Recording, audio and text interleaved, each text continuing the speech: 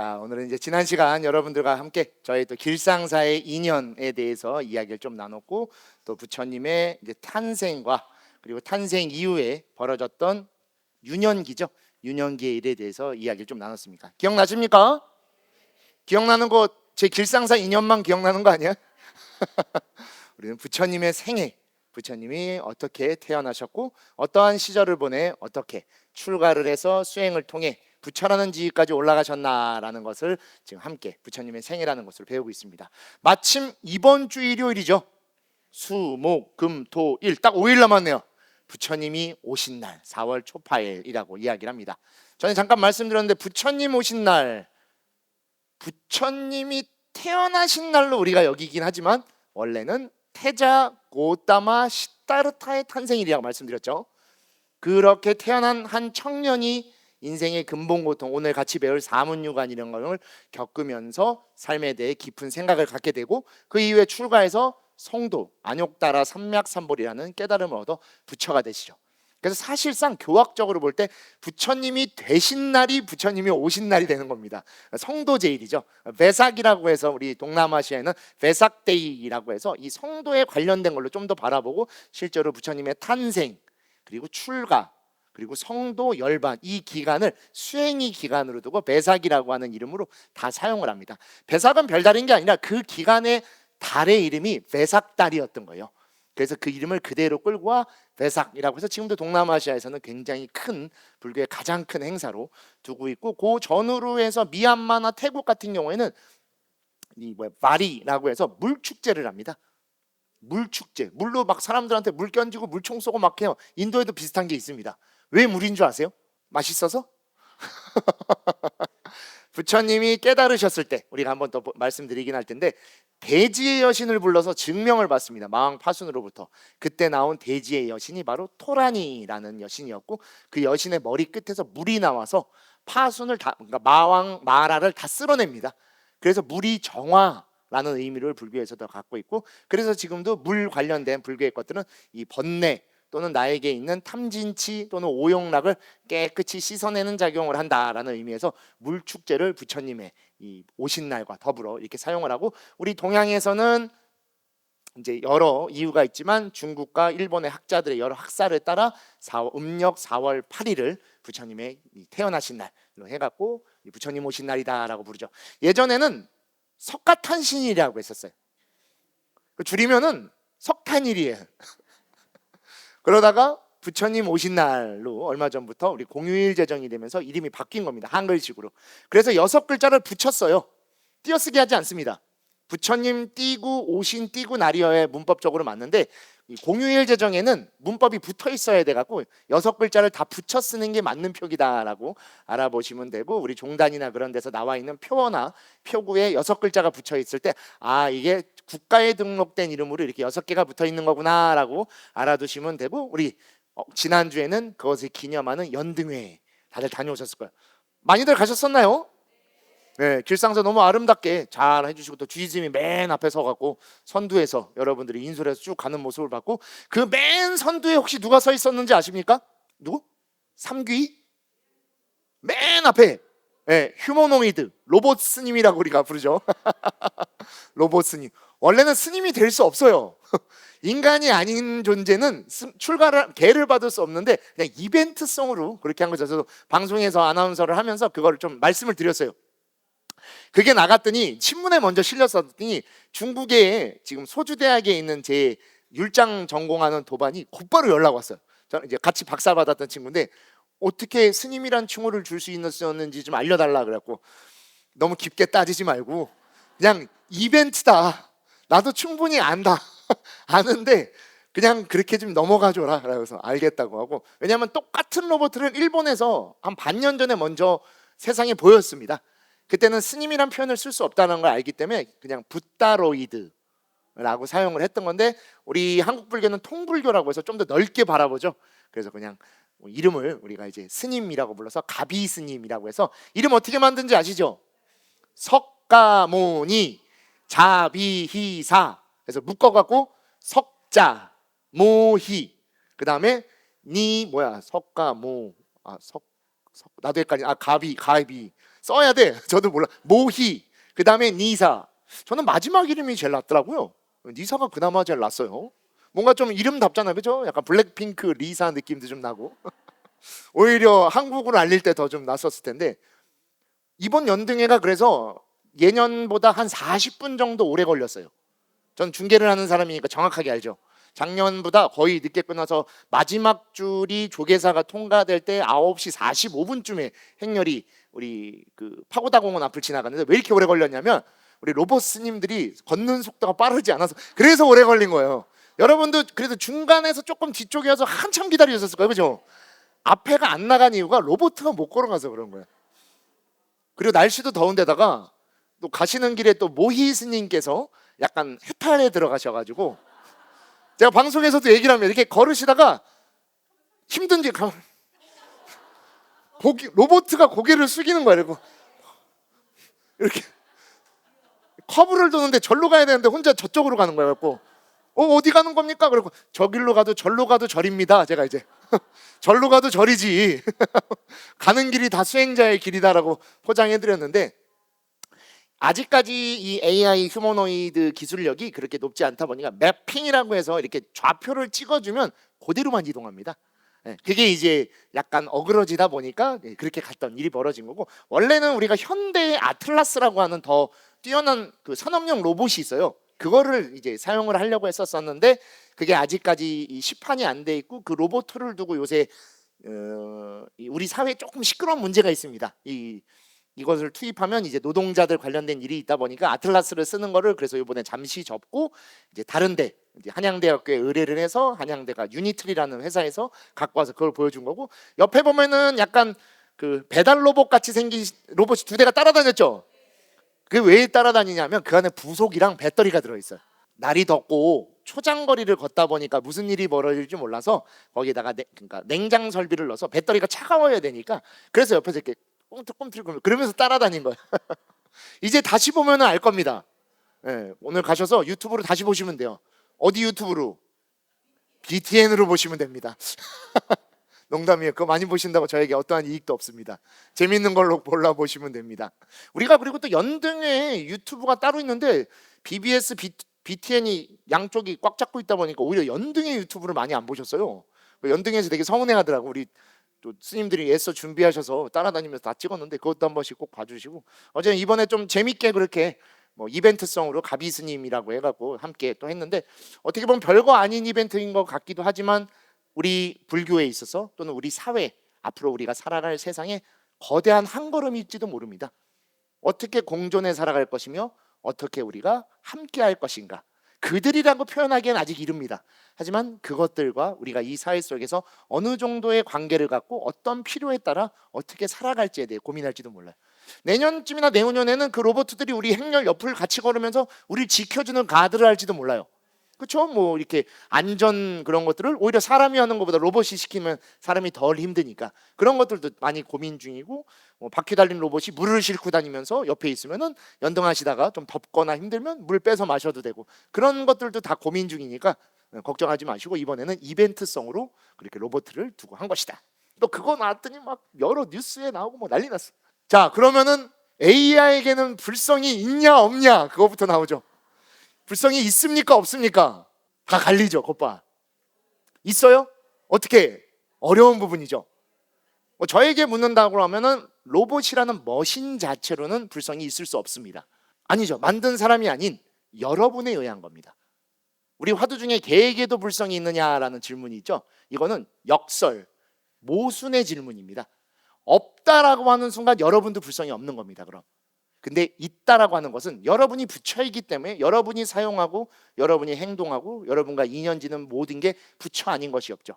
금강경 제3 대승정종분에 보면 그래서 부처님께서 일체 모든 세간의 중생에 대한 종류를 다 말씀하세요.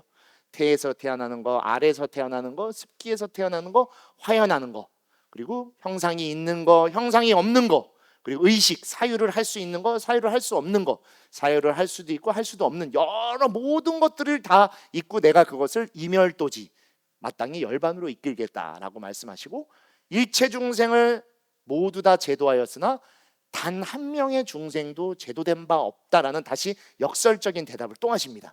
그게 무슨 말이죠? 중생을 제도한다라는 표현을 쓸 수밖에 없기 때문에 중생제도라고 말했지만, 서가모니 본인이 보셨을 때 중생이라 부를 존재는 단 하나도 없고 모두 다 불성을 지닌 부처인 것이다. 그들이 그것을 알고 수행하는 그 순간 모두가 부처와 다름없다. 즉 여러분이 사용하시고 함께 하시는 모든 게 여러분으로 인해 부처가 되는 겁니다. 자, 스마트폰들 갖고 계시죠? 그럼 여러분들 스마트폰에 불성이 있습니까? 없습니까? 있어요? 이 자체는 절대 없죠. 이 자체는 절대 없습니다. 근데 이것으로 여러분들이 어떻게 쓰느냐, 그리고 이 안에 여러분들이 탐진치 삼독을 담은 것인지, 불법승 삼보를 함께 할 것인지, 무상고 무아를 담아 함께 수행했을 것인지, 과열된 투자 열풍으로 투기에 사용하실 건지, 남의 돈을 뺏는 보이스피싱으로 쓸 건지, 여러분의 손에 의해, 여러분의 말에 의해, 여러분의 생각에 의해 삼라만상 모든 것이 부처일 수도 있고 중생일 수도 있고 지옥일 수도 있고 극락정토일 수도 있는 겁니다. 그렇기 때문에 이 가비도 여러분이 불법으로 바라봐 주시고 함께 할 수 있는 것들을 고민하는 그 순간 우리에게 새로운 시대가 열리는 것이다. 그게 불교에서 바라보는 세상과의 관계입니다. 단순히 있다 없다를 논하지 말라고 부처님이 항상 말씀하시죠. 우리 불교의 가장 핵심은 바로 중도. 그래서 중도를 미들웨이라고 절대로 번역하면 안 됩니다. 미들 패스 또는 그 중간에 어딘가에 방향을 잡는 걸로 봐야 됩니다. 그래서 그 속에서 우리가 어떤 양극에 치우치지 않고 너와 내가 아닌 A와 B로 나누는 세상이 아닌 함께 할 수 있는 무언가를 고민하는 바로 화합의 가치를 바라보는 게 우리 불교에서 말하는 것이고, 부처님도 오늘부터 배울 내용에서 그러한 것들에 눈을 뜨시며 세상을 바라보는 모습을 함께 나눌 겁니다. 자, 앞에 우리가 부처님이 처음 농경제에서 선정해 드셨던 그 모습을 함께 봤었습니다. 이게 이제 파키스탄에 보관 중인 부처님께서 연부나무 최초의 농경제 때 선정해 드셨던 그 모습을 두고 있는 것입니다. 어떻게 압니까? 라고 할 때 위에 나뭇잎의 모양이 좀 다릅니다. 보리수와 그런 걸 보고 파악합니다. 당시에는 이런 것들이 발견되면 뭔지 몰라요. 여러분들 책에도 나와 있고 프린터에도 다 있죠. 우리가 유근자 선생님한테 제가 얘기해서 이 원본을 받아서 지금 쓰고 있는 거기 때문에 책에 있는 것보다 아마 프린트물이 사진이 더 클 겁니다. 제가 일부러 딱 잘라놓은 거예요. 그리고 부처님의 청년기입니다. 원래는 유년기에 부처님이 이 선정산매를 경험하세요. 아나빠다 사띠라고 해서 우리 입출식념입니다. 숨 쉬는 것을 통해 처음 산매를 경험하십니다. 그리고 그 밑에 보시면 이제 여러 사람들이 부처님께 예경을 올리는 모습이 등장할 겁니다. 그죠? 근데 부처님은 여기 안에 안 계세요. 불상은 있지만 이거는 형식을 놓고 밑에 이렇게 그림으로 표현할 때는 당시에는 부처님을 안 그렸습니다. 예경의 대상이기 때문에 함부로 그릴 수가 없어서. 하지만 가운데 보면 이렇게 불의 모습으로 모셔져 있죠. 그래서 아마 우리 길상사에서도 인도 성지순례나 그런 데를 가시죠. 가면은 우리 뭐 파고다나 스투파 같은 데 보면은 벽화에 부처님이 없는 경우가 많아요. 이게 탑으로 그려져 있든가 나무로 그려져 있든가 법륜이 가운데 있거나 그 모든 게 부처님을 대리로 상징해 둔 겁니다. 함부로 부처님의 모습을 그릴 수 없고 부처님의 당시에는 모습이 정확하게 우리가 알 수 없었기 때문에 이러한 상징물로서 많이 드러냈었다라고 알아두시면 됩니다. 자, 그리고 이제 부처님도 성장을 하십니다. 성장을 하심에 따라 아버님은 정반왕은 부처님이 당연히 왕위를 이었으면 하는 마음에 이제 왕비를 두게 하죠. 부처님이 30 이상을 갖추고 계십니다. 30 이상을 갖추고 계시기 때문에 당연히 그 안에 전륜성왕이라는 존재도 동시에 들어있죠. 그 전륜성왕으로서의 이제 모습을 아들이 갖추기를 원하고, 그렇게 해서 지금 자신이 갖고 있는 소국 가빌라성을 좀 더 거대한 국가로 만들고 인도 전체를 통일하는 최고의 왕이 됐으면 하는 마음이 있었기에 당연히 철을 이제 배피를 구하게 된 것이죠. 여러분도 그게 제일 우선이잖아요. 집에 아들이 있다. 아드님들 한 20대 후반에서 30쯤 되면 맨날 닥달하잖아요. 언제 결혼하냐? 그 따님 있는 집은 요새 좀 덜해, 그죠? 따님들이 짱인 것 같아요, 요새는. 아들들 들들 볶여. 너무 힘들어하면 얘기하십시오. 출가하면 됩니다. 저 행복해 보이죠? 세상이 행복해요. 우리 용희스 얼마나 행복해 보이십니까? 고민이 없어요. 스님들이 다 밝아요. 왜 밝은 줄 알아요? 그렇게 고민이 많지 않거든요. 유일한 고민은 어떻게 수행해 나갈 것인가, 오늘 하루 함께 무엇을 할 것인가, 그거밖에 없는 거예요. 먹고 사는 걱정은 크게 안 해도 돼요. 먹는 거야 제때 가면 밥 주죠. 우리는 대신 시간 안 지키면 안 주죠. 뭐 자는 거야 그냥 뭐 사나 천지의 절밖에 없으니까 국립공원 어딘가로 들어가면 반드시 절이 있습니다. 그래서 제대로 된 가사와 승복만 있으면은 어디서든지 재워주세요. 저도 요새 좀 얹혀서 많이 삽니다. 예, 얹혀 살다 보니까 좋아요. 좀 더 신경 안 써도 돼. 대신 이제 절 청소나 이제 불교 대학이나 그런 걸로 좀 이제 대신해서 하려고 많이 합니다. 제가 전국에 지금 4군데에 머무는 곳이 있어서 왔다 갔다 해요. 근데 오늘은 이제 서울 모초에서 이제 말씀드릴 수 없는 곳에 우리 도반 스님들이랑 쉬는 공간이 있어요. 준한 스님도 있고 저도 막 여러 사람들이 있다 보니까 알려지면은 하루 종일 찾아와요. 이제 끝나고 이제 대전으로 갑니다. 대전의 변동에 화암사라는 데 가서 이제 묵고 내일은 이제 경주로 가요. 동국대 강의가 있으니까. 그리고 모레는 산청의 도반 이제 후배 스님 절에 가서 이제 법회를 좀 해달라고 해서 하고, 글피에는 이제 봉선사로 가고, 그 글피에는 이제 불암사로 가고, 이제 부처님 오신 날 새니까 세고 이제 조금 힘들어서 링거 한 대 맞고 화요일 날 다시 이제 여기 오는 거예요. 집도 절도 없이 지냅니다. 좀 더 수행자의 모습에 가까워져서 너무 좋아요. 최근에 차도 팔았어요. 렌트를 다. 그랬더니 집도 절도 차도 없다. 표현하기 너무 좋아. 좀 더 가벼운 삶을 사니까 좀 더 잘 다닐 수 있는 것 같아요. 스님들을 운수납자라고 부릅니다. 구름 같고 물 같다. 구름은 어디로 흘러가는지 모르지만 정확하게 바람의 방향으로 함께 가죠. 물도 어디로 흘러가는지 모르지만 높은 데서 낮은 곳을 향해서 가죠. 항상 그렇게 살아가라 라고 해서 선종에서는 스님들을 운수납자라고 해서 그렇게 가벼이 편하게 너희가 어떠한 인연의 바람, 인연의 높이를 만나면 그를 땅에 흘러가야 된다라고 하고, 저도 인연의 바람이다 여기 지금 와 있는 겁니다. 어제는 하남에 제가 법회가 있어서 하남의 정해선원이라고 우리 호연 스님이라고 법화경 강의하시는 스님 계시죠? 우연히 이제 저한테 연락이 오셔서 어떻게 해서 가갖고 스님께도 그렇게 말씀드렸어요. 스님 어쩌다 저를 부르셨습니까? 우연히 그냥 신도들이 얘기해서 투게더라는 걸 봤는데 생각보다 너무 잘 떠들어서 한번 불러오면 좋을 것 같다 해서 이제 그래갖고 법문 올라갔는데 1시간 해드리면 됩니까? 그러니까 한 40분만 해도 돼 라고 해서 예 알겠습니다. 그런데 끝에 올라가려고 했더니 스님께서 1시간 해줘도 되고, 그래서 1시간 꽉 채워서 법문을 해드렸더니 너무 좋아하세요.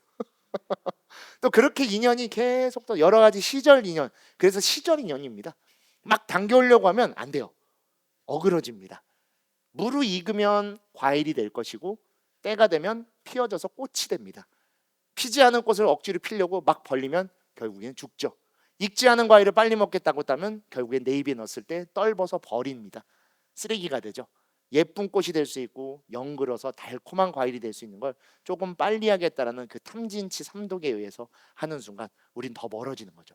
부처님께서도 30 이상을 갖추고 이후에 출가가 돼서 부처가 될 수 있다라는 여러 과정들이 있었지만 모든 것들을 다 이어져 나가시는 그 시절 인연을 기다리신 거고, 그러다 보니 삶 속에 이렇게 태자비인 야쇼다라라는 인물도 등장하게 됩니다.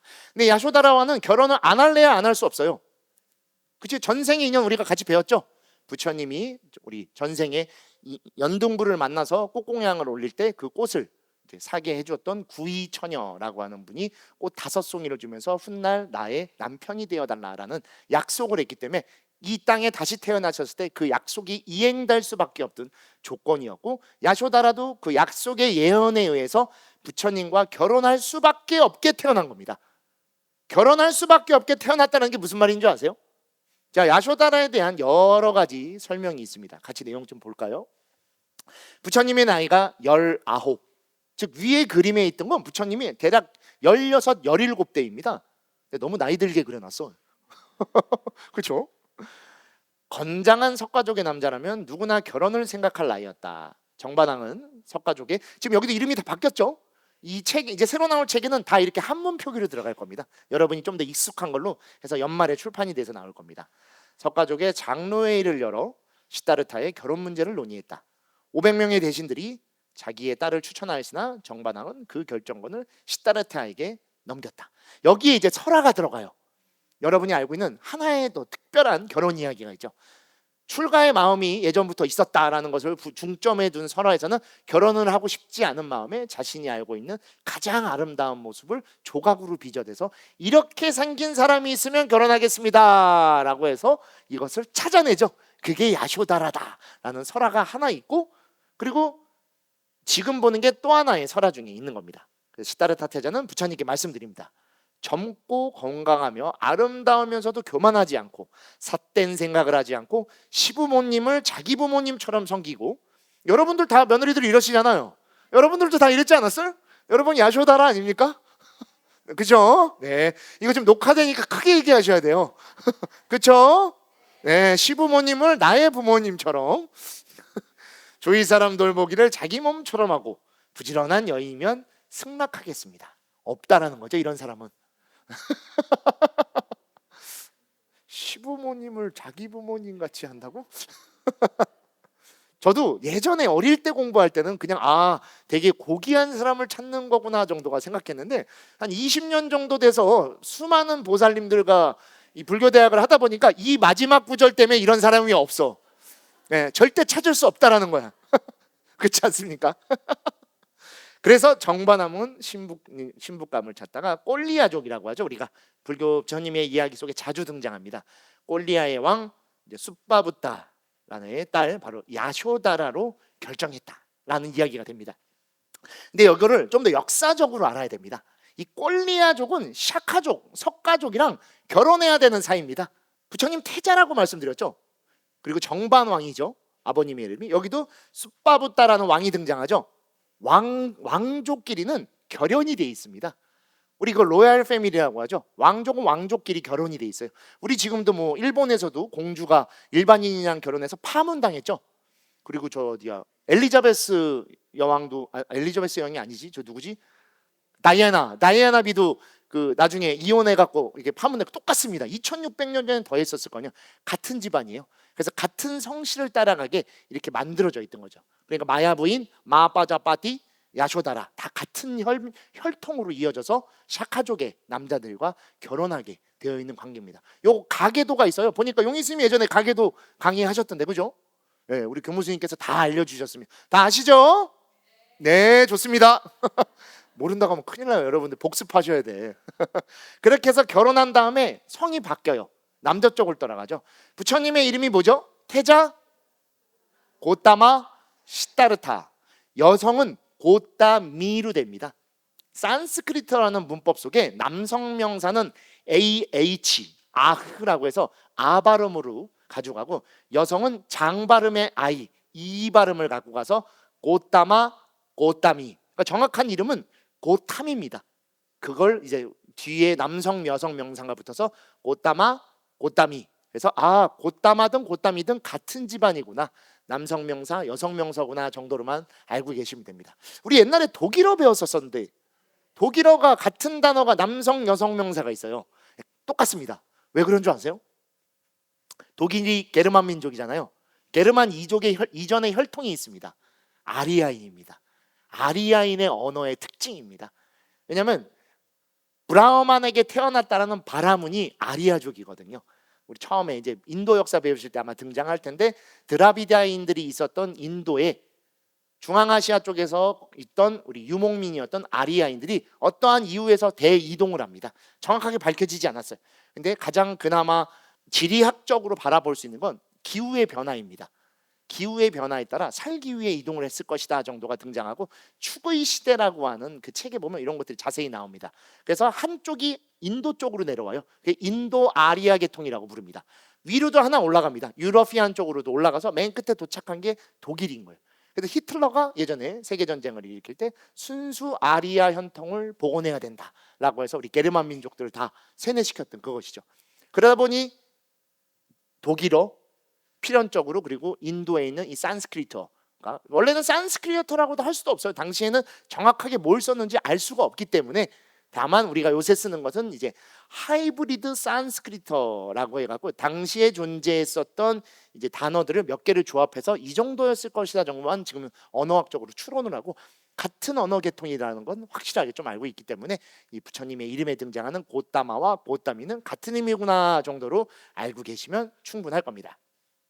자, 그렇게 해서 결혼하신 부처님의 이제 처죠, 야쇼다라는 외모가 단정하고 엄숙하며 아름다웠으고, 키가 크지도 않고 작지도 않았으며, 뚱뚱하지도 야이지도 않아. 이 뭔 말이에요?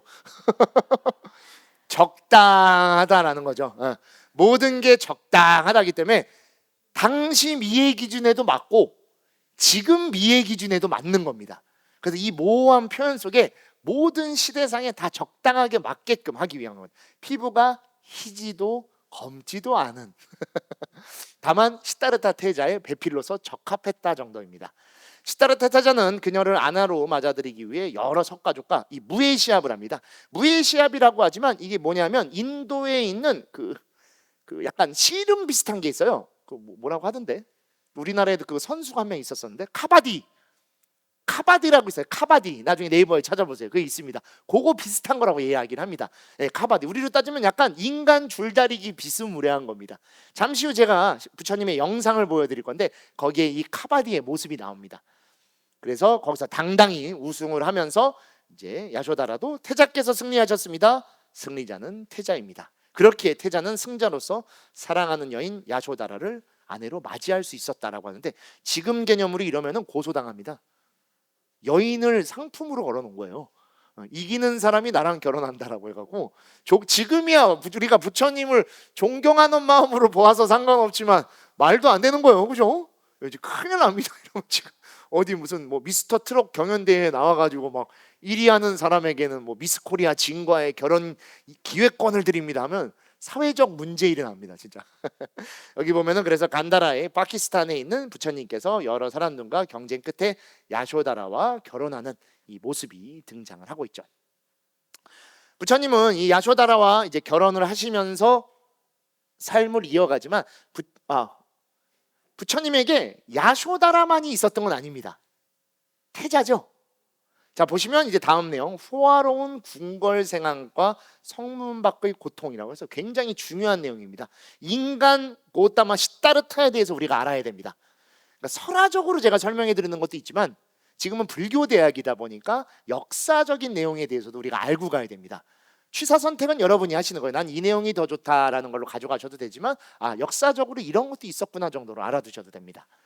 아버지 정반왕은 태자와 태자비를 막기 위해 세철, 여름궁과 겨울궁, 겨울궁이라고 하지만 인도의 겨울은 우리 같은 느낌이 아닙니다. 조금 사늘해졌을 때 머무는데, 그리고 본궁, 모두가 같이 지내는 그렇게 세 개의 궁이 있습니다. 실제로 지질 조사를 가시면 궁이 그렇게 넓지 않아요. 아마 여러분들도 그 성지순례 가보셨을 거예요. 팔대성지 가면 들리죠? 작습니다. 실제로 우리 길상사가 지금 저기 주차장까지 치면은 거의 본궁보다 클 거예요. 생각보다 크지 않습니다. 그 출가 때 부처님이 강을 건너는 장면이 나오는데 강이라고 들 수도 없어요. 그냥 낮은 천입니다. 그 정도로 작아요. 벽돌로 짓던 건물이다 보니까 당시 기술력 그리고 소국이었기 때문에 크게 못 짓습니다. 그런 것도 알아야 돼요. 우리가 마가다국 정도가 되면 진짜 으리으리한 성이었었겠지만 까빌라라고 하는 까빌라 와뚜는 그렇게 강대국이 아니었다는 거 꼭 알아두셔야 됩니다. 그래서 세 채의 궁을 지어서 삼시전이라고 불립니다. 이걸 우기와 그리고 여름 겨울에 각각 머물게 했다. 자, 궁이 세 개입니다. 궁이 셋이면 여인도 셋인 겁니다. 그래서 부처님에게 부인이 총 3분 계셨습니다. 그 중에 첫 번째가 야쇼다라, 둘째, 셋째는 역사서에 기록이 안 돼 있습니다. 그러다 보니까 정확하게 몰라요. 이 내용을 우리나라에 최초로 소개한 부처님의 전기를 누가 쓰셨는지 아세요? 우리는 모르면 안 돼요. 자연스님? 그러기에는 자연스님 너무 최근 사람이잖아요. 법정스님이십니다. 법정스님이 일본에서 출판된 저기 누구야? 유명한 학자. 갑자기 이름 생각나. 와타나베 쇼코. 그죠? 와타나베 쇼코의 샤카문이라는 책을 번역하시면서 불타석가몬이라고 내십니다. 그 책에 정확하게 기록이 되어 있어요. 부처님의 처가 3분이었다라는 기록이 거기 나옵니다. 저는 출가했을 때 여러 부처님 책을 읽었었는데 당시에는 이 부처님의 생애가 없는 시대다 보니까 우연히 교보문고에 갔다 법정스님의 그 책을 마주치고 완전 충격 먹었었어요. 내가 읽었던 거랑 너무 다른 거예요. 그리고 인간 시다르타의 고뇌나 그런 게 그 책에 굉장히 상세하게 나와 있습니다. 그 책은 역사서와 당시의 지방서라고 불리는 여러 내용들을 이제 모아갖고 만든 책이고, 법정 스님이 본인이 그거를 직접 수려한 문필로 출판하시고, 중간에 근데 절판됐었어요. 한 10여 년간 책이 안 나오다가 최근에 또 다시 나오기 시작했으니까 얼른 안 사신 분들은 꼭 사십시오. 언제 또 사라질지 모릅니다. 그런 책은 계속 보관해 두는 거예요. 법정 스님의 무소유 옛날 버전 책 지금도 파나요? 지금 안 나오죠 이제. 네, 그럴 거예요. 근데 법정 스님 책 중에 제가 최고로 뽑는 두 가지는, 지금도 제가 연초가 되면 꼭 읽는 게 법정 스님의 수다니빠따. 최고입니다. 그건 제가 여러 강의나 뭐 논문에서도 수다니빠따를 많이 인용하지만 직역을 쓰지 않고 가급적이면 법정 스님 번역을 좀 쓰려고 하는 이유가, 너무 아름다운 문체로 표현해 놓으셨어요. 제 기준으로 가장 완벽에 가깝습니다. 우리 정서에 진짜 잘 만들어졌어요. 그리고 또 하나가 불타석가모니, 부처님에 대해서 이 존경심을 담은 승려가 승려의 문체로 너무 아름답게 표현했기 때문에 꼭 보십시오. 그랬을 때 좀 더 부처님을 우리와 같은 존재였었구나라고 다가설 수 있습니다. 그래야 그 존재인 우리가 부처님과 같은 삶으로 또 나아갈 수 있기 때문인 거죠. 어찌됐건 두 분에 대한 기록은 이름이 나오진 않습니다. 다만 그렇게 존재했었다라는 것이고, 그게 역사적으로도 봐도 맞죠. 2600년 전 인도입니다. 어떻게 해서든지 간에 왕위를 이어야 되기 때문에 여러 명의 부인들을 뒀을 거고, 오히려 세 분밖에 없었다는 건 적었을지도 몰라요. 우리 기록의 세종대왕께서도 그 후궁들이 굉장히 많았었잖아요. 뭐 말할 것도 없이 많았다라는 기록이 있듯이, 역사적 사실과 이렇게 우리가 존경하는 내용은 또 다르다. 그리고 궁이 두 채가 더 있었기 때문에 당연히 그런 것도 있었다라고 하시고, 다만 기록상에 태어난 자식은 한 명밖에 없죠. 이제 그 얘기도 등장을 할 겁니다. 자, 하지만 부처님은 그 외에도 또 태자이기 때문에 이 부인이 계셨어도 그와 상관없이, 여기도 나와 있죠, 마치 천왕이 천녀들에게 둘러싸인 것 같이 아름답게 장식한 무희들에게 항상 둘러싸여 행복하고 즐거운 쾌락만을 느꼈었죠. 지금 개념으로 보면 이거 이혼 사유죠. 이게 지금 말이 돼? 지금 그렇잖아요? 지금 말도 안 되는 거 아니에요? 그죠? TV에서 여자 연예인만 보면서 히 웃어도 욕을 먹을 텐데 상상할 수도 없는 거죠. 지금 개념으로 보면. 하지만 2600년 전에 태자였기 때문에 가능했던 겁니다. 그리고 남자가 없는 여자들만이 연주하는 음악을 즐기며 철에 따라 거기에 맞는 궁전에서 항상 즐거움을 누렸습니다. 왜 그랬냐면 정반왕이 세상에 있는 어려움과 때 묻은 것을 보여주지 않게 하려고 했던 겁니다. 두 번째 예언이 있기 때문에 아시타 선인으로 받았던 바로 출가해서 법왕이 된다라고 하는 그것을 어떻게 해서든지 현실화가 되지 않게 하기 위해서 궁 안에 계속 가둬두면서 이 아이가 조금이나마 실증을 느낄까봐, 혹시라도 이 성밖에 무언가에 궁금해할까봐 최고에 누릴 수 있는 모든 쾌락을 다 부여했던 것입니다. 근데 왕궁의 호화로운 환경 속에서 인생의 부정적인 면을 단 한 번도 경험해보지 못합니다.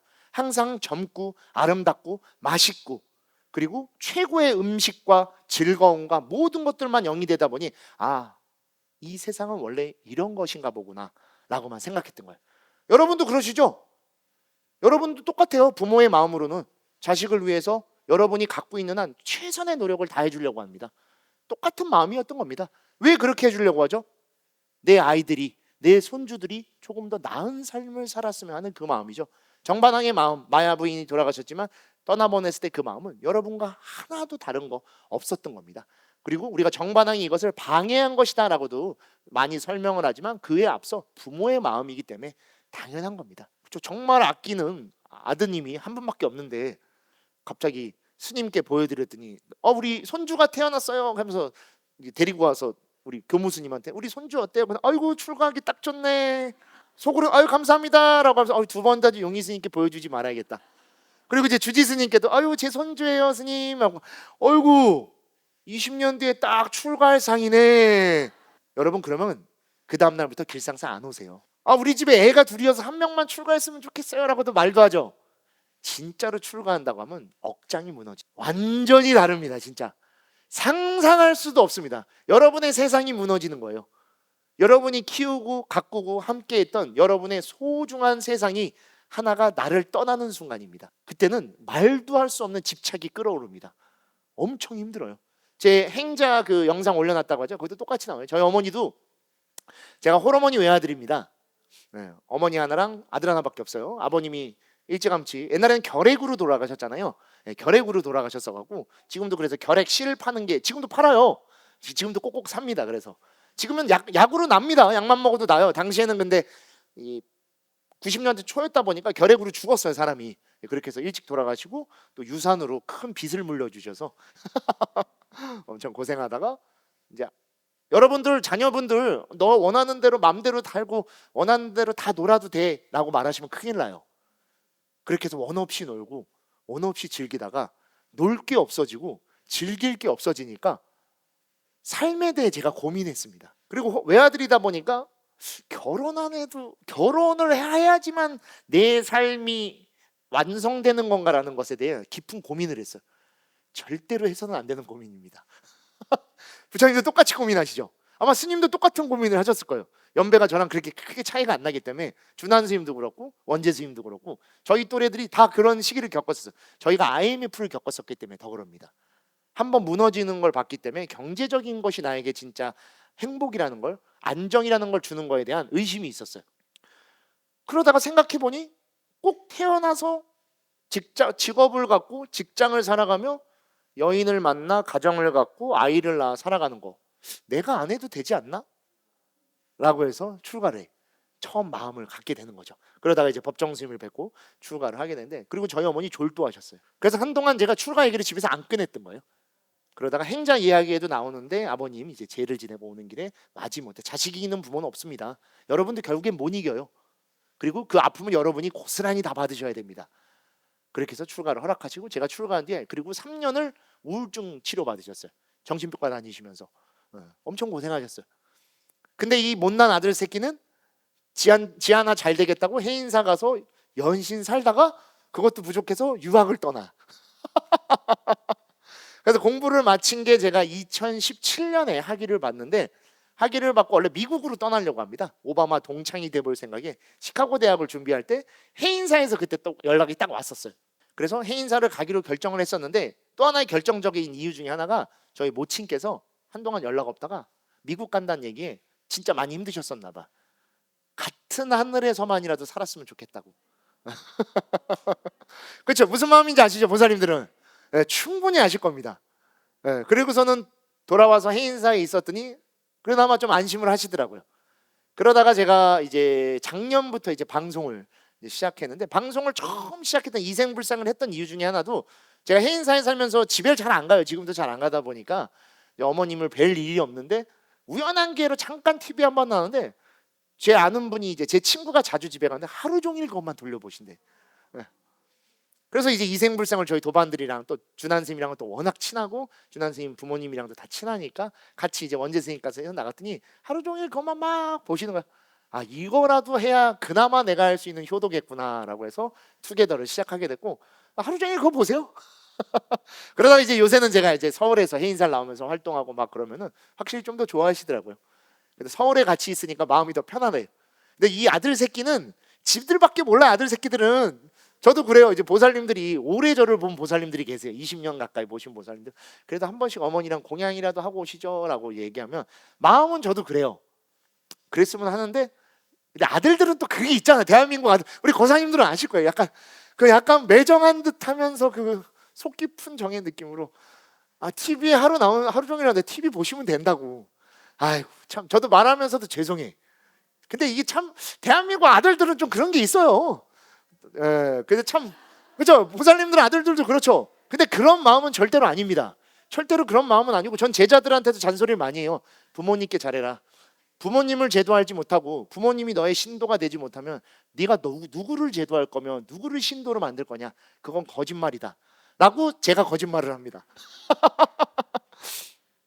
하면서 보면서 뭐 행자 이야기 나중에 가서 보시면 나오겠지만 거기서도 부모님을 생각하는 마음은 있긴 해요. 근데 표현하면 제가 하나밖에 없는 아들이다 보니까 혹시라도 아들로 생각하실까 봐.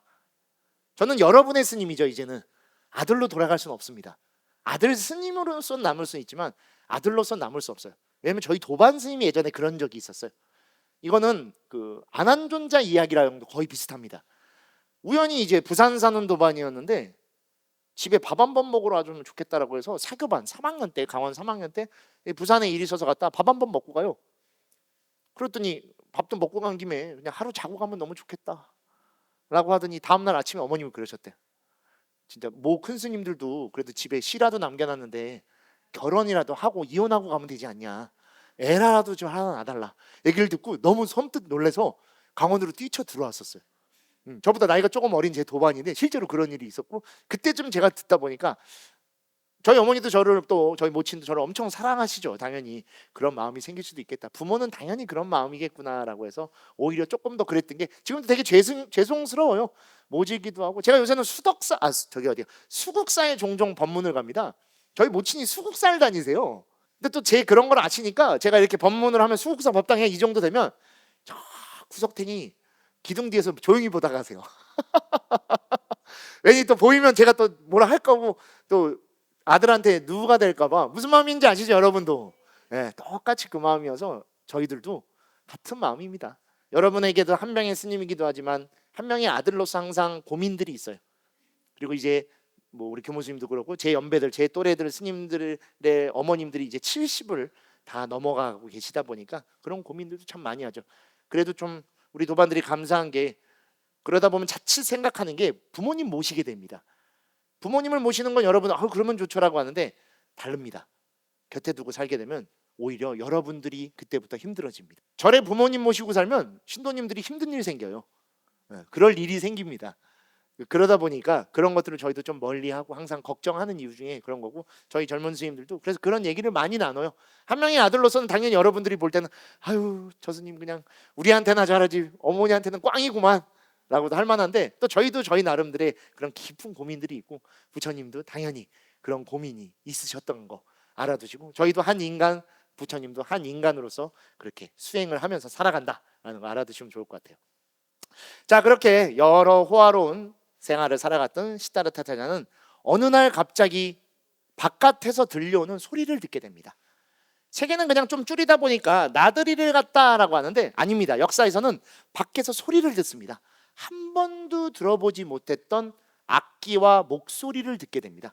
유혹의 소리였던 거예요. 그리고 이에 설화가 하나 더 있으니 범천이 몸을 바꿔 부처님을 일부러 밖으로 불러내기 위해 출가의 시절 인연을 만들어내야 되기 때문에 이렇게 기회를 만들었다라고 하죠.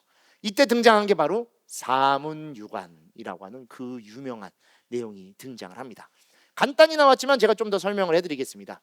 부처님이 처음에는 동쪽 문으로 나가시고 그 다음에 남쪽, 서쪽, 북쪽으로 나가십니다. 순서 잘 기억하세요. 동남서북. 동서남북이 절대 아닙니다. 불교는 탑돌이 어떻게 돌면 됩니까? 그러면 동남서북으로 도는 겁니다. 무조건 불교는 동남서북의 순입니다. 부처님이 그 방향을 도셨기 때문에 우리 불교에서는 그거를 순이라고 부릅니다. 따를 순자. 우리 길상사는 모양이 조금 다르지만 송광산 뒤에 트여 있죠, 스님. 원래 아침 예불이나 그럴 때 예불 끝에 순이라고 해서 다 같이 법당을 도는 거였습니다. 우리 지금은 정근하거나 법성계하면서 이렇게 도는 그런 문화 있죠? 그거 비슷한 겁니다. 순이라고 해서 항상 동남서북의 순으로 돕니다. 부처님이 그 방향에서 법을 만나셨기 때문이죠. 그래서 동쪽에 나가셔서 처음 만난 게 누구죠? 연세 드신 분, 노인을 만납니다. 그리고 남쪽에 나가서 병든 자, 환자분을 만나십니다. 서쪽으로 나가서 죽은 자가 아닌 장래 행렬을 마주치고, 자 여기 보시죠. 동남서에 가서 만난 걸 우리는 노병사라고 부르는 겁니다. 근데 우리 금봉고통이라고 말할 때 뭐라고 얘기하죠? 생로병사를 많이 말하죠. 불교는 원래 생을 논하지 않습니다. 생은 그냥 수겁으로 둡니다. 수겁. 그건 어찌할 수 없어요. 그래서 생을 고통으로 두지 않습니다. 근데 훗날 사고팔고라고 하는 게 생기면서 생을 자꾸 거론하게 되는데, 태초의 초기 경전에는 생을 논하지 않습니다. 수겁이기 때문이죠. 왜? 자, 이 중에서 여러분들 선택해서 태어나신 분, 그게 불가능하기 때문입니다. 그래서 수겁이라고 두는. 근데 늙고 병들고 죽는 건 여러분들 책임입니다. 여러분들에 의한 것이기 때문이죠. 그건 선택하실 수 있어요. 그렇죠? 여러분들은, 근데 우리 거사님들은 좀 모르는데 보살님들은 원래 알고 있어요. 세상 누구보다 깊게 알고 있는데 티를 안 내요. 화장품들 바르시죠? 마스크팩 하시죠? 피부과들 종종 가시죠? 그리고 링클 프리, 주름 개선 신경 쓰시죠? 그거 왜 합니까? 늙지 않으려고. 더 좋아지진 않지만 지금보다 그게 노병사의 기준입니다. 몸소 알고 있는데 글자로 말하는 순간 멀게 느껴져요. 이미 우리가 노화하고 있다는 걸 세상 누구보다 더 잘 알고 계셔요. 비타민 C부터 시작해서 멜라토닌? 별거 다 드시잖아요. 몸에 좋다라는 거. 딱 그 마음으로 불교를 바라보시면 됩니다. 우리는 매 순간 늙어감을 갖고 있고 병들어감을 갖고 있기 때문에 피할 수 없다는 걸, 그래서 불교에서 근본고통을 그것을 둔 것이고, 모든 태어난 존재는 필연적으로 죽음을 맞이하게 되는 것이죠. 실제로 우리가 이렇게 가볍게 말하지만 부처님 처음에 노인을 만나고 엄청 놀랍니다. 시자 차나를 부릅니다. 저 사람은 무엇이냐? 가마에서 얘기해요. 저 사람의 모습은 왜 저러냐? 차나, 나에게 대답하라. 차나라고 부릅니다. 시자 이름이. 자, 우리 법신이라고 하죠. 부처님. 법신 부처님의 이름이 비로자나. 차나가 같은 계열입니다. 비추는 형태를 두는 거예요. 비로자나, 광명이라고 우리가 번역을 해서 비추로 번역하는데, 차나의 이름도 부처님을 이끄는 일들이 있었기 때문에 필연적으로 차나라고 하는 인도자의 이름을 갖고 있었던 겁니다. 차나를 불러요. 그래도 설화가 있어요. 이때는 차나가 진짜 차나가 아니라 범천이 몸을 바꾼 것이다. 왜? 해서는 안 되는 말을 계속해요, 부처님한테. 적당하면 저 사람은 왜 이렇게 얼굴이 쭈글쭈글하고 힘이 없으면 똑바로 못 걷느냐? 라고 했을 때 진짜 제대로 된 왕의 시자였으면, 태자님은 그런 거 모르셔도 됩니다. 원래 태어날 때부터 저 모양이어서 그냥 잊고 지나치십시오 정도만 했으면 되는데, 쓸데없는 얘기를 해요. 저 사람은 나이를 먹은 겁니다. 나이를 먹는다고?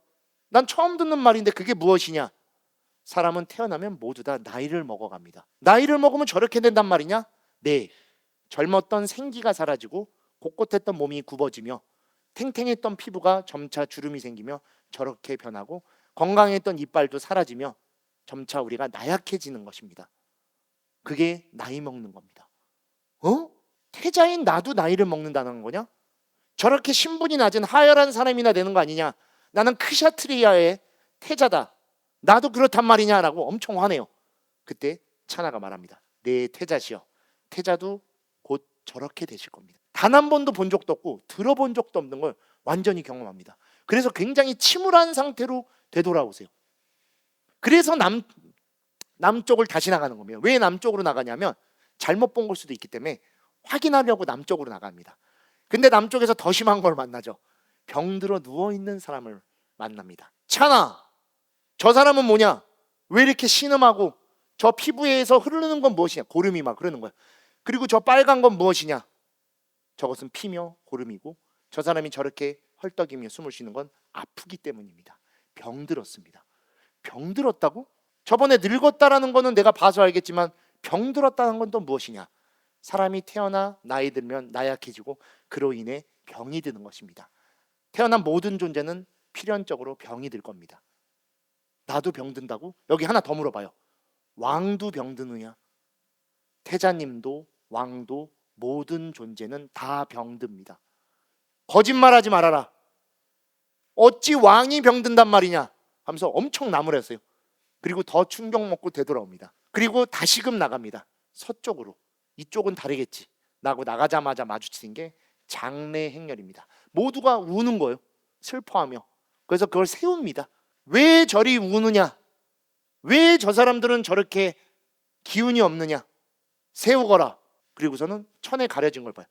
저 사람들은 소중했던 누군가가 죽었기 때문에 저리 슬퍼하는 것입니다. 죽었다고? 죽음이라는 건 무엇이냐? 나에게 죽음을 보여다오 라고 얘기해요. 그래서 하얗게 덮어있던 천을 이렇게 걷어냅니다. 그래서 가지런히 누워있는 사람을 보죠. 태자이시여, 이것이 죽음입니다. 이게 무슨 죽음이라는 것이냐? 이자를 깨워라. 이자는 왜 태자가 왔음에도 이렇게 누워있느냐? 눈도 뜨지 않고 있느냐? 이자를 깨워라 라고 강하게 명령해요. 이자는 눈 뜰 수 없고 이자는 깨울 수 없습니다. 이자는 죽었기 때문입니다. 멀쩡하지 않냐? 나와 하나도 다를 바가 없는데 이자가 죽었다는 게 무슨 생각이냐? 죽음을 맞이했다는 건 이러한 것입니다. 눈을 감고 깨어날 수 없는 것입니다. 그렇다면 나도 죽는단 말이냐? 왕도 죽는단 말이냐? 모든 존재는 죽는단 말이냐? 태어난 모든 존재는 태자시여 늙고 병들은 뒤 반드시 죽습니다라고 해서 강조를 해서 늡니다. 그러면 나는 왜 살아가야 되느냐? 나는 결국 죽을 텐데 살아갈 이유는 아무것도 없지 않느냐라고 해서 진짜 충격 먹어요. 그리고 북쪽은 한참 뒤에 나가요. 원래는 역사 기록서에는 침울해서 약간 가출하듯이 나가서 북쪽을 나가는 겁니다. 그래서 돌아와서 왕에게 따져요. 왕이시여, 세상의 모습을 다 보여줬다고, 세상의 모든 걸 알려주셨다는데 어찌 저에게 거짓말만을 알려주셨고 가장 중요한 것을 단 하나도 보여주지 않으셨습니까? 그때 얘기하죠. 여러분도 똑같이 얘기하실 겁니다. 나는 너를 사랑한다. 내가 너를 사랑하기 때문이다. 너는 그런 걸 몰라도 된다. 그렇다면 왕이시여, 그렇게 나를 사랑한다면 나에게 늙지 않고 병들지 않고 죽지 않을 수 있는 것을 알려주십시오. 그때 아무 말도 못해. 그저 얘기합니다. 나는 그저 너를 사랑한다. 왕이 하시는 모든 말은 이제 거짓말입니다. 단 하나도 믿지 않겠습니다. 저는 살아갈 이유를 잃었습니다.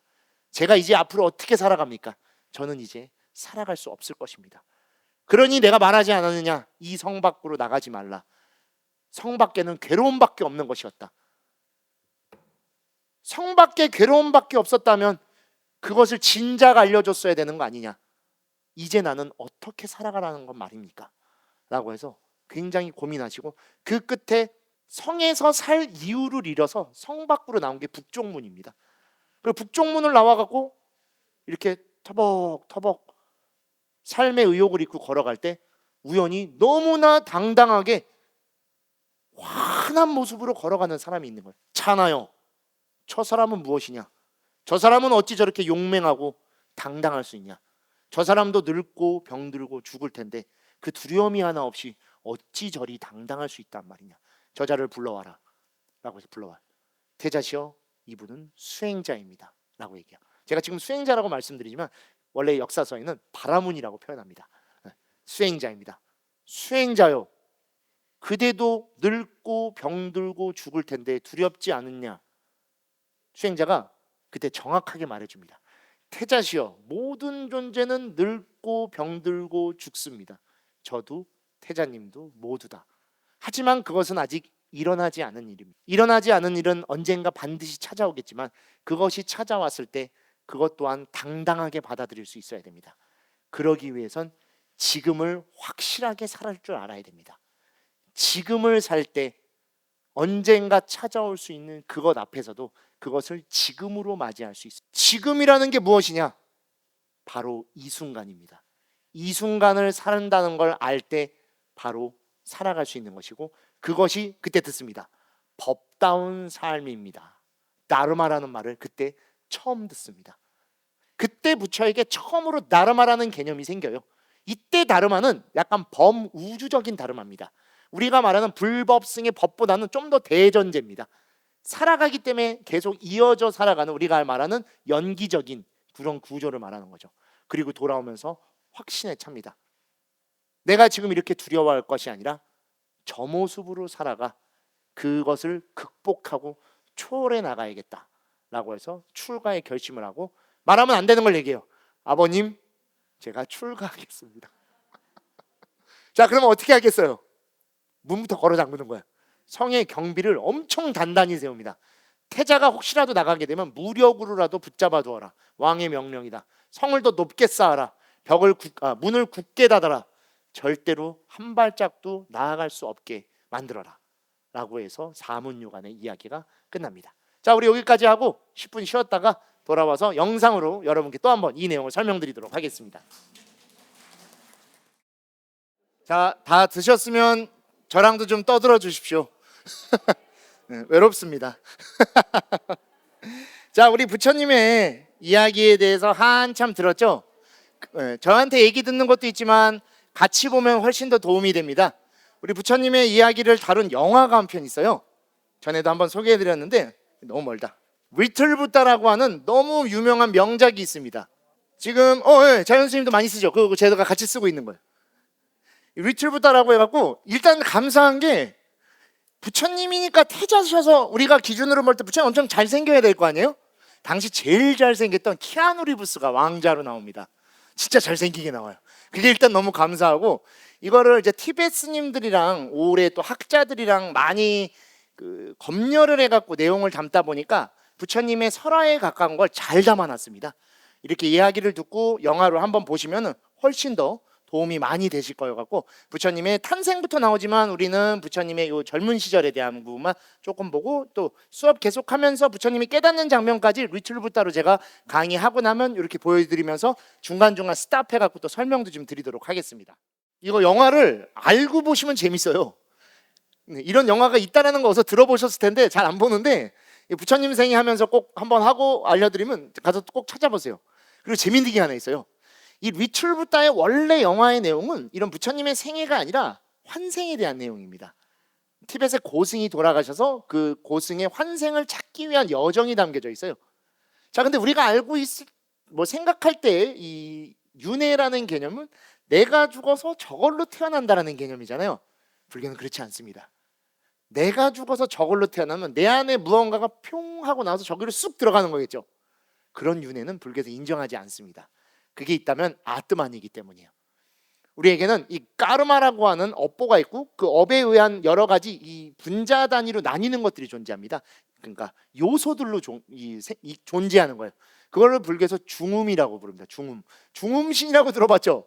그래서 무더기로 돼 있는 거예요. 그러니까 에너지 무더기로 돼 있어서, 이게 에너지다 보니까 떨어지기도 하고 붙기도 하고 다른 거랑 합쳐지기도 하고 다양하게 존재합니다. 그 중에 퍼센테이지가 높은 애들끼리 뭉쳐 있다가 어떤 생명작용에 자신과 맞는 결합 에너지가 있으면 싹 들어가요. 그게 중음의 개념입니다. 그래서 여기서도 꼬마 애들이 4명인가 6명인가로 태어나요. 나뉘는 거예요. 그래서 그 중에 한 명이 제일 강한 에너지를 갖고 있는 게 환생자로 인정되는 겁니다. 그게 티벳의 환생 개념이에요. 전생에 있는 사람이 1대1로는 불교에서 절대로 태어날 수 없어요. 쪼개집니다. 그래서 죄 짓지 말라는 거예요. 죄는 죄의 에너지끼리 당기겠죠. 그럼 죄 많은 존재로 태어나는 겁니다.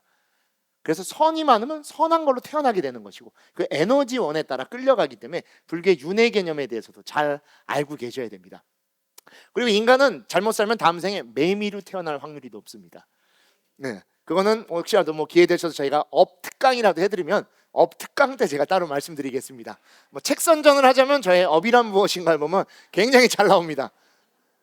이런 얘기가 있어요. 과거, 현재, 인광형이라는 데 보면 나오는 이야기인데, 삼선도에 사는 중생은 삼선도의 것이 너무나 당연해 사는 동안 악업을 짓고, 사막도의 중생은 그 악업의 고통을 받느냐, 그러니까 나쁜 일을 할 일이 없어 오히려 선업을 쌓는다. 그래서 사막도의 중생이 다음 생에 삼성도에 태어나고, 삼선도의 중생이 다음 생에 사막도에 태어날 것이다 라는 이야기가 있어요. 그래서 내가 전생에 그런 거 보지 마시라는 거예요. 전생에 인간이 아니었을 확률이 압도적으로 높습니다. 그래서 부처님께서 금생에 해결하라고 하시는 거야. 맹구목을 말씀하시고 다음 생을 보장받기 어렵기 때문이죠. 우리는 그때 생각해요. 나 그래도 난 잘 살았는데. 그 우리 생각이에요. 우리는 좋은 것만 기억하거든. 누구를 괴롭혔던 거, 길가에 예뻐서 꽃을 꺾어다가 내 병에 예쁘게 장식하며 꽃을 죽였던 기억은 못하고, 달리는 차 안에서 여러 벌레들을 죽이거나 어렸을 적 개미를 잡아봤거나, 금요일이어갖고 부처님의 금요일 불금이어서 치킨을 시켜 먹어봤거나 여러분의 그 불금은 부처님의 금요일이에요. 이제부터 불금은 부처님의 금요일. 제가 항상 만들어 놓은 얘기하는 겁니다. 불금은 즐겁게 보내셔야 됩니다. 환희롭고 신심 넘치게. 그런 건 잊어버리거든요. 그러다 보니까 악업을 지은 걸 잊어버려. 그리고 혹시라도 나쁜 짓을 하는 게 있으면 무덤 끝까지 가져가려고 해요. 근데 우리의 삶은 무덤 이후부터죠. 그래서 그런 게 있어요. 그것도 나중에 영상으로도 있어서, 일본의 기묘한 이야기라고 하는 그 재미있는 드라마가 그걸 다룬 게 있어서 거기에 그게 나와요. 인간이 자기 기억하고 싶은 것만 기억하고 죽었다가 염라대왕 만나갖고 난 그래도 잘 살았다라고 하는데, 그럼 너의 어디 업 포인트를 한번 보자. 근데 너의 업보로는 금생에 사람으로 못 태어나 라고 하면서, 이제 그러면은 차라리 매미로 태어나서, 매미는 짧죠. 땅 속에서 오래 살다가 밖에 나와서 일주일인가 열흘 뒤에 죽어요. 나쁜 짓을 할 기회가 없어요. 그렇게 해서 업을 한번 유지했다가 그 좋은 업으로 이어서 사람으로 다시 태어나라라고 해서, 그래서 매미 이야기를 하는 게 있어요. 그래서 제가 매미로 이야기하는 거 나중에 혹시 기회 되면 한번 또 보여드리는 시간을 갖도록 하겠습니다. 자, 어찌됐건 이렇게 부처님에도 사문유관을 경험하셨고 그때 부처님에게 더 큰 어려움이 생기니 바로 혈연, 핏줄이 생기게 되는 것입니다. 자, 그 내용 이어서 좀 보도록 하겠습니다. 29되던 해, 29살에 부처님이 이제 중요한 시기를 겪습니다. 태자는 넘치는 사랑과 배려에도 기뻐하지 않았다. 중이병에 걸린 겁니다. 이때 이제 사춘기를 겪으신 거예요. 여러분들 자녀분들도 한 번쯤 있으셨죠? 왜 있지? 왜 있을까? 저희는 있다가 그냥 나와버렸기 때문에 몰라요. 스님들은 있다가 그냥 욱해서 나와버렸기 때문에 모른다고. 여러분들은 그래도 그 시간을 보내셨을 거 아니에요. 그 시기가 한 번쯤 인간의 그게 온다 하더라고요. 그런 어느 날 아난과 함께 가까운 동산으로 나들이를 갔다가 수행자를 만나 시다르타는 새로운 희망을 품고 이제 돌아오게 됐죠. 그리고서 이제 신나요. 아, 나도 저 사람 같이 이제 출가해서 살아야겠구나. 그리고 들어오죠. 근데 그때 차나가 이야기합니다. 태자님, 기뻐하십시오. 태자님께서 아들이 생기셨습니다. 아들? 이게 뭔 말이야? 갑자기 이 타이밍에 이 시기에 웬 아들이냐라고 하면서 이때 이렇게 얘기하십니다. 하염없이 하늘만 바라보며 태자가 굳은 표정으로 이야기를 하죠. 출가함에 있어 방해물이 생겼구나. 나를 속박하겠구나. 그래서 그 방해물이라고 해서 라울라가 생긴 거예요. 이름을 지어주십시오. 라울라다가 아니에요. 그건 말도 안 되지. 그러면 최악의 아빠지 진짜. 그럼 부처님이 뭐가 돼요? 그렇죠? 인류를 다 대자 대비의 마음으로 아우르시는 부처님이 야쇼다라가 아이가 태어났으니 이제 아이의 이름을 지어주십시오. 내 출가할 애 이름은 장애물. 박장애입니다. 바로 진짜 욕먹습니다. 그냥 내 출가에 장애물이 생겼구나라고 해서 그 표현이 그대로 라울라로 굳어진 것뿐입니다. 우리 어른 스님들 중에 과거에 이제 결혼하셨다 출가하셨던 스님들이 꽤 많으시죠. 우리 또 시대의 큰 스님이신 성철 스님께서도 출가 전에 그렇게 자제분 따님이 있으셨잖아요. 그래서 똑같이 이름을 줍니다. 라울라를 한문으로 바꾸면 필요 없다요. 그래서 불필이에요. 그래서 그 유명한 불필 스님이신 겁니다. 불필 스님의 이름이 라울라라는 뜻입니다. 같은 의미예요.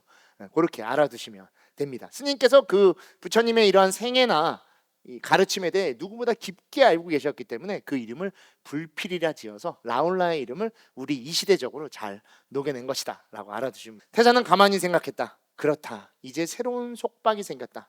하지만 이 속박은 나만을 구속하는 것이 아니다. 오랜 시간 손자를 기다렸던 왕과 야쇼다라에게 자그마한 아들은 결코 놓을 수 없는 아주 강력한 쇠밧줄이 되리라. 혈연으로 자신의 이 노병사를 필연적으로 받아들일 수밖에 없게 됐다라는 뜻인 겁니다. 이게 없어야 나 때에 끝내는데 이게 있기 때문에 또 다른 것으로 이어가게 된다 해서, 그래서 불교에서 이때부터 출가 제도를 깊게 고민한 겁니다. 출가를 해서 다음 속박들을 끊게 하기 위해 혈연을 두지 않는 것입니다. 그래서 우리 앞 시간 8강 때 보니까 주지 스님 통해서 우리 조계종의 이해 배우셨죠? 그때 등장했었을 겁니다. 우리 비구정화 운동이라는 게 있었어요. 그래서 이 불법에 대처는 없다라는 개념으로 출가사문, 출가를 다시금 되살리기 위해 우리 선배 스님들께서 엄청 고생하신 겁니다. 왜냐하면 불교에서 그것을 속박으로 두고 있기 때문에 기본적으로 출가자에게 가족을 부양하거나 가족이 생겨서 이어간다는 걸 두지 않는 첫째 이유는 그런 거죠. 하지만 이건 종단마다 개념은 조금씩 다릅니다. 그 점은 꼭 알아두시고, 하지만 우리 대한불교 조계종 같은 경우에는 율장에 입각해서 또 부처님 생애에 나온 내용을 통해서 출가 제도를 두고 있고, 그렇기 때문에 스님들의 계율의 첫 번째는 음행입니다. 여러분의 계율은 살도 음망이에요. 살이 첫 번째인데 스님들은 살이 먼저가 아닙니다. 이거 틀리는 스님들 진짜 많아. 모르는 경우도 정말 많고. 살로 시작하는 건 제가자의 계율과 보살계만입니다. 출가자가 출가자일 수 있는 첫 번째 정의는 결혼 안 한 겁니다. 음행하지 않는 거예요. 그래서 음도살망으로 돼 있어요. 그럼 또 반대로 얘기해요. 살이 세 번째면은 스님들은 살생해도 되는 겁니까? 출가할 정도의 사람이면 생명을 당연히 존중하기 때문에 그 뒤로 가 있는 겁니다. 근데 실제로 율장마다 조금 차이가 있어서 음도살망인 경우도 있지만 음살도망으로 나오는 경우도 존재합니다. 하지만 스님들의 첫째는 스님이기 때문에 음행을 첫째로 둔다. 그리고 여러분들은 살을 첫 번째로 둬서 우리는 보살심을 갖고 살죠. 그래서 생명 존중이 우선이어서 첫 번째로 둡니다. 이런 거를 알고 싶으면 어떻게 하시면 돼요? 투게더를 보시면 됩니다. 그러니까 주구장창 설명하는 게 딱 그거 하나예요. 스님들의 계율과 우리 일반 신도님들의 계율이 다르다는 거. 그래야 그 구별이 됩니다. 그 음행에 대해서는 어떠냐? 여러분들은 사음이에요. 사음. 바람 피지 말라. 스님들은 불음행이 아니라 불음입니다. 행까지 가는 건 당연히 안 되고 생각도 할 수 있기 때문에 아예 자체로 묶어놨기 때문에 그 차이에 대해서도 알고 있고, 스님들은 그래서 이 금욕 생활을 계율로 시작을 두고 있구나라는 것도 이 내용을 알고 계십니다. 우리 길상사 신도님들은 당연히 알고 계시죠? 네, 그냥 무조건 네라고 하면 됩니다. 스님들이 질문할 때 무조건 네예요. 한번 꼬거나 아니요를 유발하면은 본인이 설명해야 되기 때문에 절대로 그렇게 물어보지 않습니다. 꼭 알아두십시오. 자, 그래서 부처님은 이렇게 생각하시며 해맑은 아이의 얼굴에서 그들은 소나기에서 빠져나간 옛 밧줄의 허전함을 잃으리라. 그리고 이러한 속박을 어쩌면 속박이 아닌 위안으로 삼아 다시 살아가게 될 것이다 라고 생각을 하고 본인의 출가의 의지는 더욱더 강력하게 가지십니다. 그리고 이제 구도의 길에 들어시는 게 제2장의 내용이죠. 이렇게 아들이 태어난 것에 대해서 막 잔치를 벌릴 때 이어집니다. 원래는 부처님이 어느 타이밍에 출가했는지 잘 모르는 경우가 있는데 아들이 태어나서 축하연 끝에 출가합니다. 빨리 출가해야 되거든. 아들이 태어났어도 나를 막을 수 없기 때문에, 아니면 정이 붙을 수 있잖아요. 아들과 좀 살지 않아요. 축하해 줄 건 축하 다 해주고 그리고 도망갑니다. 최악이지. 진짜 최악입니다. 이제 부모의 입장으로 보면 진짜 최악인 거예요. 저희의 입장으로는 당연히 출가해서 위대한 스승이신 부처님이 되셔서 감사하지만 이러한 일대기가 들어있다는 건 한 가족에게는 너무 끔찍한 일이죠. 저도 부모님께 어머니께 죄송한 마음이, 근데 이건 더 크죠. 그런 마음을 갖고 다 출가하신 거다라고. 그래서 출가를 위대한 포기라고 부르는 이유도 그 안에 들어있는 겁니다. 자신에 대한 포기도 있지만 가족에 대한 포기, 인연에 대한 포기, 그리고 자신을 이어가는 그 모든 것들에 대한 포기. 그래서 위대한 포기라고 해서 이게 쉽지 않아요. 스님들이 출가해서 한 해에 만약에 요새는 조금 줄어서 1년 통틀어 100명 좀 안 됩니다. 근데 우리가 그냥 100이라고 뒀을 때 100명이 출가해서 6개월 뒤에 이제 예비 스님이 되기 위해서 올 때 몇 명 정도 올 것 같습니까? 대략 한 70명 와요. 그래서 70명 정도를 100에서 시작한 거예요. 스님을 만들어요. 그러면 4년 뒤에 이제 시험을 봐서 정식 스님이 되게 오는데 70명 중에 몇 명 정도 올 것 같습니까? 한 50명 옵니다. 그렇게 해서 50명 정도 남은 스님들이 이제 10년 뒤면 다시 이제 스님들 중에 조금 더 올라간 수준이 되기 위해 또 시험을 보러 와요. 그때 몇 명 정도 남아 있을 것 같습니까? 50명 중에 30에서 20명 정도 남습니다. 그냥 이 생활을 유지해 살아가는 것만으로도 대단한 수행인 겁니다. 수많은 유혹과 수많은 의심과 수많은 관심을 받습니다. 그게 없으면 되는데 그게 있기 때문에 어려워지는 겁니다. 때로는 의심하기 때문에 힘들어지기도 해요. 술과 초반에는 그 의심이 스님들을 제일 힘들게 해. 스님들도 뭐 치킨도 먹고 싶고 뭐도 먹고 싶고 막 그러지 않습니까? 사주고 물어보든가. 물어보는 자체가 오히려 더 힘들게 해요. 그러면 욱하는 마음에 에이씨 그런 말 들을 바에 그냥 먹고 말아. 근데 준비가 안 된 상태에서 먹게 되면 거기에 빠집니다. 그게 위험한 거예요. 그래서 청소년 우리 마약이나 게임 중독을 위험하게 생각하는 건 절제력이 없기 때문이에요. 그리고 제일 위험한 게 뭐냐? 절에 부모님이 자주 찾아오시는 거. 아들이 저의 이제 출가 이야기 3편에 이제 3편이 다음 주에 이제 제가 공개할 건데 거기 보면은 총 3명의 행자님이 출가했었어요. 그래서 근데 주인공이 2명이었고 막내가 1명 있었었는데 막내는 절에 이제 그 절에 원래 일하시던 보살님의 아들이었었어요. 그러니까 그 절에 자주 오시겠죠. 그럼 결국엔 승려 못 합니다. 그래서 나중에 집에 가요. 안타깝게 되는 거예요. 지금 저희도 그런 똑같은 문제를 하나 겪고 있는데 그건 어쩔 수 없어요. 혈연인데 혈연을 끊는 건 굉장히 어렵습니다. 그리고 부처님도 그래서 곧바로 바로 나오신 거예요. 그렇지 않으면 그 안에 당연히 정이라고 하는 마음이 생기는 거예요. 정은 세상에서 제일 무서운 겁니다. 정 하나로 모든 게 다 해결되기 때문이죠. 우리 보살님들, 거사님들 다 지금 정으로 사시죠? 스님들은 생각보다 정이 없어요. 그래서 뭐 하면 떠나요. 여러분들은 못 떠나요. 그 정은 진짜 무겁고 진짜 무섭고 진짜 강력한 겁니다. 스님들은 그거는 없어요. 그거 때문에 좀 더 가볍고 운순업자가 되는 겁니다. 그래서 그냥 스님들은 우리 좀 속된 말로 수틀리면 그냥 떠나요. 수틀리면 그냥 여기 아니면 갈 데 없나, 선방 가면 되지. 그냥 훅 가버려. 진짜 구름과 같이 물같이. 여러분들은 절대 안 돼요. 정이 있기 때문에. 근데 그게 여러분들 당연한 삶입니다. 잘못됐다라고 말씀드리는 게 아니라 그만큼 여러분들 정말 인욕하고 사시는 겁니다. 쉽지 않아요. 저는 만약에 자식이 있었으면 우라통 터져 죽었었을 거예요. 저는 A형의 결벽증입니다. 지금도 아침에 일어나면 이불부터 개고 누웠던 자리를 돌돌이로 한번 밀어요. 그리고 조금이라도 쉬는 날이 생기면 햇볕에 옷을 바짝 말린 다음에 다림질합니다. 최악의 남자예요. 진짜 최악이야, 최악. 다림질 좋아하면 최악인 겁니다, 진짜. 그리고 옷도 저는 쌓지 않아요. 세워서 꽂아 놓습니다. 이렇게 선입선출이라고 하죠. 최악이에요, 최악, 진짜. 종종 그래서 예전에 출가하기 전에도 저희 모친께서 출가 마음 먹거나 그랬을 때 결혼 안 하고 있는 게 다행이라고. 남의 집 귀한 딸 데려다 진짜 시집살이 시켰을 거라고. 엄청 심합니다. 지금도 청소할 때도 청소기 할 때 줄 맞춰서 해요. 보살님들 뭔 얘기인지 아시죠? 그냥 막 이렇게 하는 게 아니라 장판에는 줄이 있습니다. 반드시 그 줄을 갖다가 따라서 돌아오고 그래야 깨끗이 돼요. 뭔지 아시죠? 예. 그리고 바닥용 청소기와 책상용 청소기가 따로따로 있어요. 출가하기 잘한 거예요. 대신 저의 이렇게 해서 깔끔한 모습을 유지하게 하는 겁니다. 보시면 아시다시피 꼭 흰 티 입어요. 흰 양말 신고. 최악이에요, 진짜. 남자들 흰 양말 신으면 최악입니다. 그 빨라 엄청 힘들잖아요. 그래서 저는 제가 빨아요. 그래갖고 바켓스 있어갖고 바켓스 안에다가 항상 그 가루 세제 풀어서 담가놔요. 뭔지 아시죠?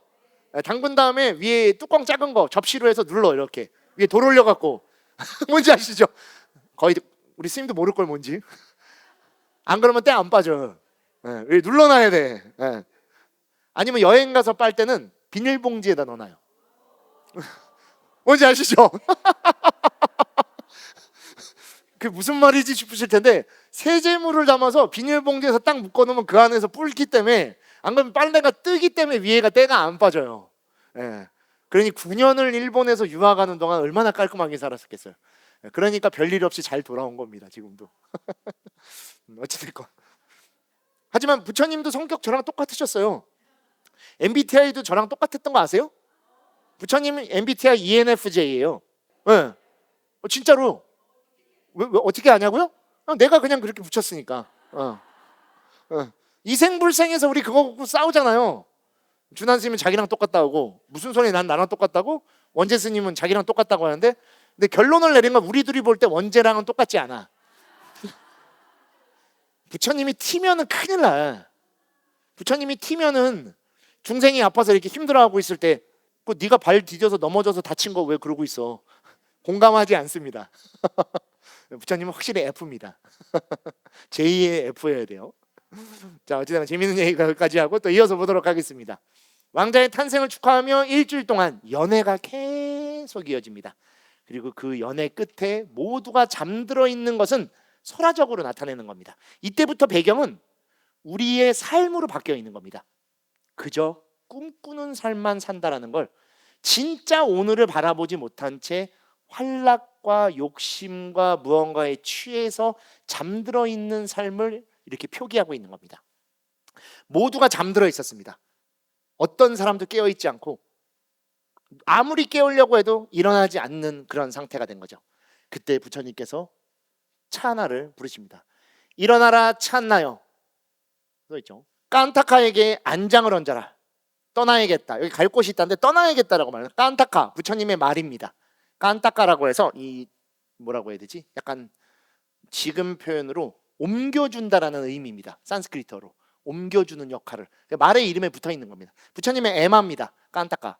카필라 성의 문턱을 넘으면서 태자는 담침했다. 늙고 병들고 죽어야만 하는 노병사. 불교에서 처음 등장한 근본 고통입니다. 이 고통과 근심이 해결하기 전까지 절대로 돌아오지 않겠다. 최상의 진리를 얻기 전까지 결코 나를 키워주신 마하빠자빠티와 야쇼다라를 찾지 않으리라 라고 하며 시다르타 태자는 29살에 출가를 하십니다. 우리 기준으로 29입니다. 다른 국가는 서른으로 보는 경우도 있어요. 우리는 음력을 세니까.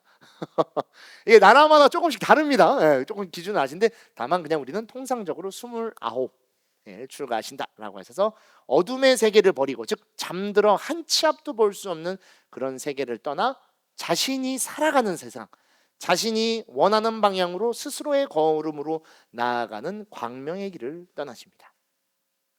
태자로서의 신분을 버리고 수행자의 길을 선 것을 출가라고 해서 이때 첫 번째 출가가 완성되는 겁니다. 성을 떠나는 모습.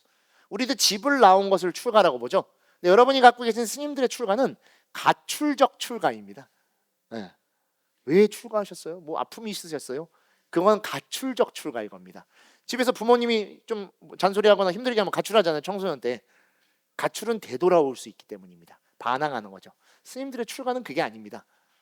내가 태어나 살아봤고 지냈던 그 집안, 성씨, 배움, 환경, 부모, 이런 것들이 사실은 나를 형성한 것은 아니었구나라는 걸 알고, 그래서 그것을 집이라는 형태로 두고 나온 겁니다. 그리고 출가의 가는 집으로 되어 있지만 원래 나, 아자와 같은 의미입니다. 나를 나오는 겁니다. 고정되어 있다라는 나. 우리는 집을 통해 나를 형성하죠. 집안이 나를 나타내는 겁니다. 이름이 뭐니? 라고 물어보면 뭐 이 씨의 이름은 무엇이고 부모님의 성함은 뭐뭐입니다 라고 하지만 그게 진짜 나를 대변할 수 있을까요? 단지 그걸로 나일까요? 아니죠. 살아온 시간, 배운 거, 지금 하는 일, 내 생각, 그리고 지금 내가 겪고 있는 여러 일들, 그게 지금의 나인 겁니다. 당연히 시작인 태어남이라고 하는 건 그걸로 표현할 수 있겠지만 그 태어남 이후에 지금까지 살아온 수많은 과정의 나라는 하나의 존재를 그 하나로 표현할 수는 없는 것이죠. 그래서 그것을 출가라고 두고 출아의 의미로서 나를 진짜 나와 진짜 나를 만나러 나는 그 여정의 길이 첫 번째 출가의 의미입니다. 그리고 두 번째 출가의 의미는 부처님이 성도하시며 마왕 파순으로부터 승리를 얻으셨을 때 선언하시는 표현에 나옵니다. 그건 우리 다음 수업쯤에 아마 나올 겁니다. 그때 부처님이 파순을 부르시면서 말합니다. 집 짓는 자여 라고 얘기해요. 마왕이요, 마라요, 파순이요, 악마요, 그런 식으로 안 부르고 자기 자신이기 때문에 집 짓는 자여 라고 해서 거기에 집이라는 표현이 나옵니다. 나를 형성하고 있다는 걸 집으로 두고 우리는 그 집에서 안락을 누리고 있다고 생각하기 때문에 그로부터 나왔을 때 출가의 완성이 등장하는 겁니다. 그렇게 해서 스님들의 출가라고 하는 건 좀 더 거대한 형태, 하나의 존재성에 대한 삶의 여정으로 등장하는 게 출가이다라고 여러분들 꼭 아시고 한 분 한 분 출가하신 스님들은 이러한 고민과 과정을 똑같이 밟아서 여기까지 오신 것이구나 라고 생각하시면 되고, 스님들이 출가해서 10년 이상 수행하신 분들이면 그 자체로 다 큰 스님입니다. 제가 살아보니 대단히 힘듭니다. 유혹도 많고 의심도 많고 관심도 많고 힘들어요. 지금도 서울역에만 가면 저를 찾아오시는 분들이 너무 많아. 행복으로 초대해 주려고. 뭔지 아시죠? 네. 영광 영광 영광 영광 영광 영광 영광. 뭐 굴비를 사주든가 그러려면. 아버님의 아들이여 삿된 유혹에 빠져 이것이 뭐하는 짓입니까? 막 해요. 제가 옛날에 그 준한 스님도 있고 우리 형각 스님이랑 같이 이제 지하철 타고 가다 얘기해 드린 적 있지 않나? 없어요? 저녁에 지하철 타고 가다가 화계사 쪽에 국제선언을 이제 가다가 늦은 시간에 지하철 타고 있었어요. 형각스님이 외국분이시잖아요. 형각스님 참고로 미국인 아닙니다. 외국인이라고 엄청 화내요. 캐나다 사람입니다. 우리 보고 북한인이죠? 약간 그런 느낌인 거야. 이렇게 보다가 장로 보살님이 타신 거예요. 지하철에 이렇게 스님들이 쪼르륵 앉아 있으니까 얼마나 보기 좋아. 이들을 내가 아버님의 길로 인도해야 되겠는데 이렇게 봤더니 아버님과 똑같은 사람이 앉아 있는 거야. 보더니 아버님의 아들이여 아버님의 땅에 태어난 자가 어찌 이러한 모습으로 사탄의 유혹에 빠져있냐 막 소리를 빽빽 지르는 거예요. 지하철에 있는 사람 다 보라고. 그래야 본인들이 관심을 받으니까 그런 식의 방법을 씁니다. 막 악마의 유혹에 빠졌다 막 하고 있다가 왜 지금 이러고 있는 거야 막 소리 지르니까 성각쌤이 가만히 계시다가 지하철에 이렇게 쓸 때 참 이렇게 눈을 탁 뜨고 벌떡 일어나서 뭐라고 하셨대요? 너 때문에 너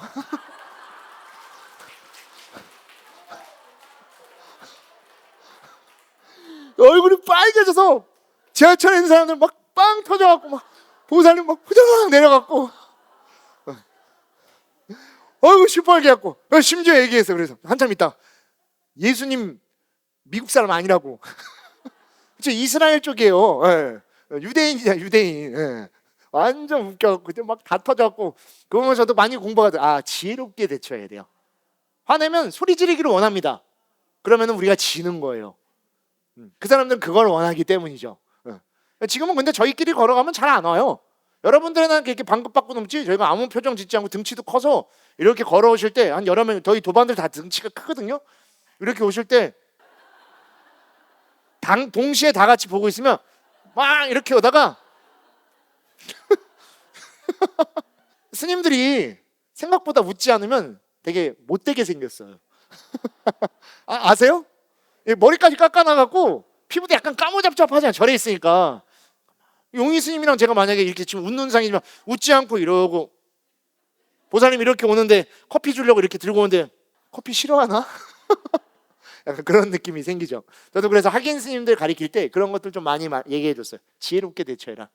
화를 화로 다스리면 더 큰 화가 돼서 너에게 돌아온다.